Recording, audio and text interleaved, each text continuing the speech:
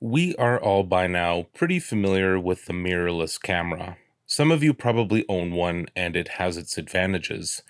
An EVF or electronic viewfinder will give you a preview of the exposure you're about to take, show focus peaking, and more. While they were a little low res and janky just a few years ago, they've come a long way. Of course, this being a film photography channel, many here will promote the advantages of an OVF, or optical viewfinder, like seeing everything as it happens in perfect clarity. It all reminds me of when Blackberries were replaced by iPhones as the people's favorite. The death of the button. Is it better? It certainly is for the manufacturer. Less physical parts means an easier to produce, cheaper phone, or in this case camera. No pentaprism, or the mechanics involved in lifting the mirror in time with the shutter. That means less manufacturing costs. I'm not here to make a video on DSLR versus mirrorless. I have bigger concerns.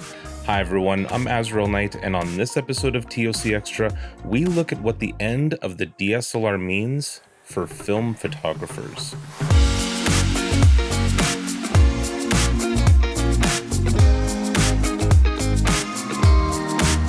In July 2022, several photography-related sites started talking about a rumor that Nikon was discontinuing its DSLR line and going 100% mirrorless. Nikkei Asia was the first to make the claim. Japanese camera maker Nikon will stop developing single-lens reflex cameras and shift towards digital offerings amid intensifying competition from smartphone cameras, says the July 12th article. GSM Arena chimed in with a possible explanation.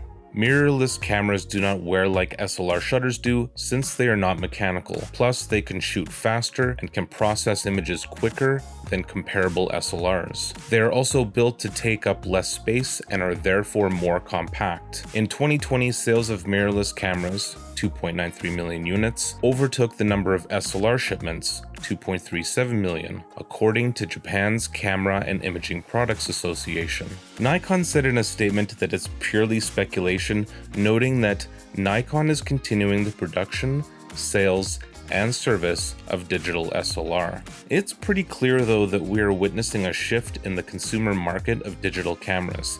It may not be the end today, but there will come a time when DSLRs are no more. So what does any of this have to do with film photography?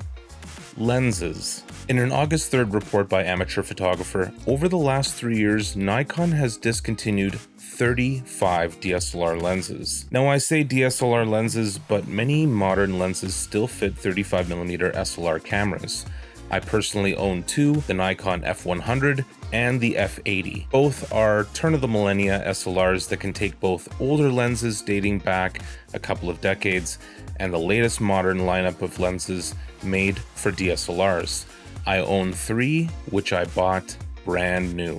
Among the reportedly discontinued lenses is the much-loved Nikon AF 50mm f1.4D, an autofocus lens that will still work on older manual focus Nikons due to its aperture ring. I know many of you out there watching who shoot film prefer the look, feel, and results from older mechanical cameras, but then you'll also be very aware of the trial and error of buying used gear.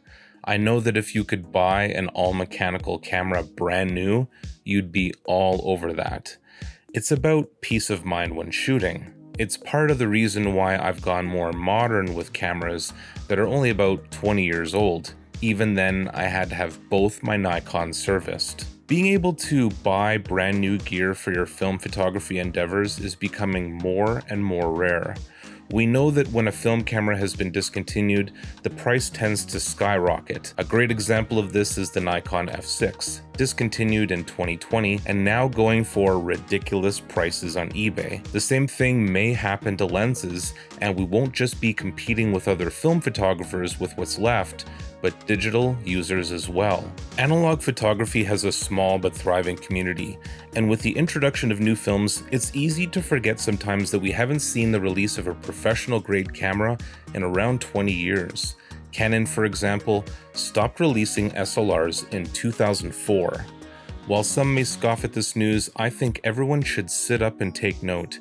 It's another potential nail in the coffin of the analog community, and while it is in our nature to be nostalgic and look back at what we once had, we all need to take stock and start looking forward at what's left. Thank you all for watching. I hope you enjoyed this video. If you did, please consider leaving a one-time donation via my PayPal link in the description.